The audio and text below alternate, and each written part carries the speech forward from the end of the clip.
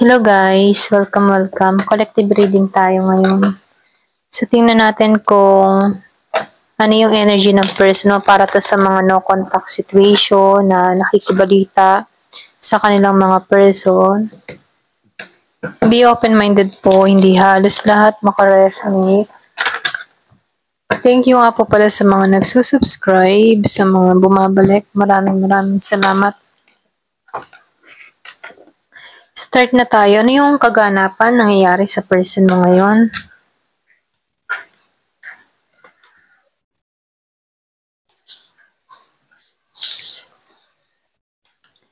Nakikitaan ko dito. Meron ditong lumabas na meron kang tao dito na may ego. Malakas yung matipong ma-pride, may ego, malaki yung believe niya sa sarili niya. Very narcissist, ano. Kumbaga ginagamit nito yung estado niya sa buhay. Ayan. Para makapanghamak ng iba. Yung iba, pwedeng malaki ang believe niya sa sarili niya. Yung iba sa inyo, no, meron kang ganitong person.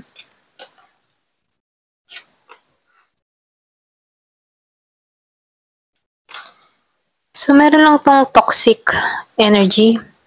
Pwedeng merong addiction, obsession, or pwedeng merong kahiligan na hindi niya kayang pakawalan. So, meron akong nakikitang Taurus, Virgo, and Capricorn. Malakas yung Capricorn. Meron din ako nakikitang Pisces. Meron Gemini, Aquarius, and Libra. Scorpio, Cancer, and Pisces dito. Meron din ako nakikitang Aries, Leo, and Sagittarius. So, dito, lumalabas dito na saradong kaisipan ng tao na to. Pwedeng hindi siya, yung matipong hindi nakukonsensya kahit merong ginagawang masama sa'yo or hindi ito nagsisisi. Ayan, ito lang nakikita ko, yung iba sa'yo hindi ito nagsisisi sa mga atraso niya sa'yo, kahit ibinigay mo ng lahat dito sa taong ito, yung buong tiwala mo, ibinigay mo na. Nakikitaan ko dito na ikaw yung tipo ng tao na mapagbigay, inabuso ka ng tao na to, okay? Siya yung tipo ng tao na hindi siya nagsisisi kahit meron siyang mga nagawang pagkakamali. Bagkus, pwedeng sanay siya sa ganun, okay? Kaya yung iba sa inyo, nakikitaan ko dito na meron ditong taong ayaw makipagkasundo. Ayan, kasi nakikitaan ko dito na unti-unti na nakarecover tong tao na to. Malakas yung Gemini. Meron akong nakikitang tao dito na unti-unti nakarecover, unti-unti nakarao siya dito. Hindi niya na pinagtutuunan ng pansin tong person niya rito. Ito rin nakikita ko. Kasi kita naman niya dito na wala na talaga tong pagbabago. Ganon. So, nakikitaan ko dito, merong i-offer dun sa iba. Meron ako nakikitang i-offer or pwede ring message. Merong mag-message. Kaya lang dito, kahit ba may i-offer tong tao na to, para bang medyo, tagilid, okay? Nagda-doubt ka. Ayan, may pag-aalinlangan ka dito. Meron akong nakikitang Virgo, Taurus, and Capricorn, Year of the Rabbit. So, dito, nakikitaan ko dito na gusto mong makalaya sa sitwasyon. So, dito, madali kang mahabag, madali kang maawa, ganon. Pwedeng sabihin na, mahabagin kang tao. So, nakikitaan ko dito, ito yung ginagamit ng tao na to. Alam niya yung kahinaan mo, dahil alam niyang mabuti ka or mabait kang tao. Pwedeng meron kang person dito na magaling madrama. Ayan, magaling sa drama. Kaya lang dito, nakikitaan ko dito, yung iba sa inyo, meron ditong tao na ayaw niya nang harapin tong tao na to, okay? Ayaw niya nang mapagbinlang or pwede rin, alam niya yung kahinaan niya, kaya ayaw niyang makita tong taong ito. Ayaw niyang madala sa mga bola or sa mga sasabihin nito, okay? Kasi mahabagin siya dito eh. Kasi itong tao na to, ginising to eh. Pwedeng nagkaroon ng spiritual awakening or pwede rin meron siyang napagtanto-tanto dito. Kumbaga, hindi madali yung mga pinaghirapan ng tao na to. Ito rin nakikita ko. Kung madalas mo makita yung 666, meron itong reflection, okay? So nakikitaan ko dito 'no, patuloy ka pa rin ngayon na laban sa emotion na nararamdaman mo. Kumbaga nahihirapan ka, okay naghihilom ka sa mga pinagdaanan mo dito at nakatuon ka dito or puwede rin yung iba sa'yo, iniisip mo na ditong maging masaya, iniisip mo dito na maging mapayapa. Ayaw mo nang intindihin 'tong mga taong nagbibigay sa'yo ng pasakit dito, gano'n.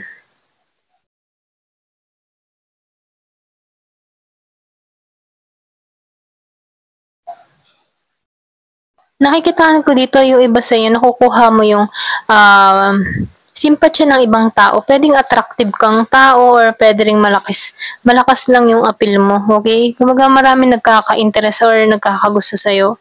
Kaya yung iba sa inyo, nakikitaan ko dito na merong humahanga sa'yo, merong nagkaka-interest, merong malaki yung paghanga sa'yo dito. Meron akong nakikita ditong tao na yung bang tipong hindi siya naging stable sa kanyang tinrabaho or sa kanyang kaperahan dito, no? Ito lang nakikita ko. Kumbaga, itong tao na to, hindi siya nagbunga, ganyan. Pwedeng sinamahan niya ng kalokohan kaya hindi bumunga yung mga pinundar niya rito. Okay, okay ito na yung nakikita ko. Kumbaga, hindi siya umangat sa buhay, walang paglago na nangyari dahil sa mga kalokohang ginawa. Ganon. Kaya dito, medyo mailap yung biyaya. Hindi niya maramdaman yung blessing sa buhay niya dahil sa mga kalokohang ginawa. Pwede rin sabihin sanay siyang manloko or pwede rin hindi lang ikaw yung nalinlang ng tao na to. Ito na yung nakikita ko. So, merong tukso. Yung bang tipo na akala mo siya na, yung para sa'yo, ramdam mo na siya na, pero sa kabilang banda, merong natatagong lihim tong tao na to na merong mga tukso. Okay? May tukso or pwede rin merong natukso. Ganyan. Mahabang panahon ka ding nalinlang ng tao na 'to. Ito lang nakikita ko, malakas yung libra. Mahabang panahon kang nalinlang or puwede ring mahabang panahon ka din na naloko ng taong ito. Ito lang nakikita ko. Pinakamatagal, 2 taon dun sa iba sa inyo.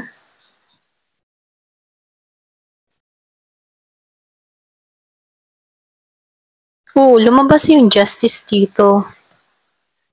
Makakamit mo yung hustisya. Ito lang yung mensahe ano. Kumbaga, dito 'no, nakikitaan ko dito, tingin ng tao na 'to na kaya ka niya. Tingin ng tao na 'to na hindi mo siya pahihindian, okay?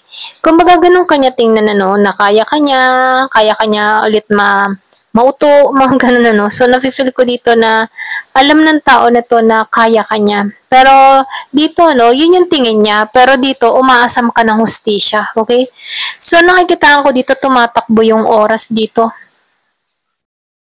Meron kang mga nakita or natuklasan dito, meron kang mga nalaman sa taong ito. Unti-unti mong nakita or unti-unting nailahad sa iyo ang tunay na pagkatao ng taong ito. Okay? So, lumalabas dito, no, merong kinat or pwede rin sabihin, merong tinanggal sa buhay mo na kung saan akala ng taong ito na kaya ka niya, pero ang totoo, hindi ka nito kaya kasi kita mo na lahat or kita mo na ang totoong pagkatao ng tao na to. Ganon, okay? So, lumalabas dito, no, kahit bagabuin yung inyong dalawa, wala na, okay? Kumbaga, umaasam tong tao na to na mabuo kayo, pero nakikitaan ko dito, merong tinapon ng lahat or pwede rin merong nasayang sa komunikasyon na to. Kaya dito lumalabas, ano, merong nahirapan or pwede rin hindi matulog. Kumbaga, sinisingil siya ng mga alaala ng nakaraan or mga bangungot ng nakaraan. Ito na yung nafe-feel ko. Pwedeng merong kang person dito na may pinagdadaanan. Madalas tong hindi makatulog, madalas din tong bangungutin, okay? Yun yung justice dito. Kung kumikilos yung justice, kumbaga hindi mo kailangan gumante, mismong yung panahon na yung kumikilos sa taong ito. Ganon. So, tingnan natin yung situation.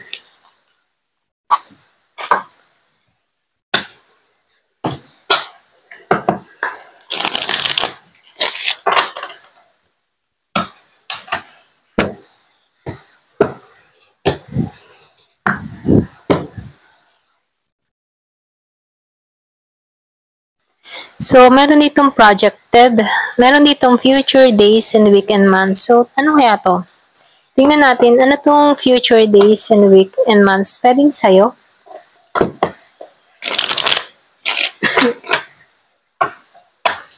Anong ibig sabihin itong projected na to?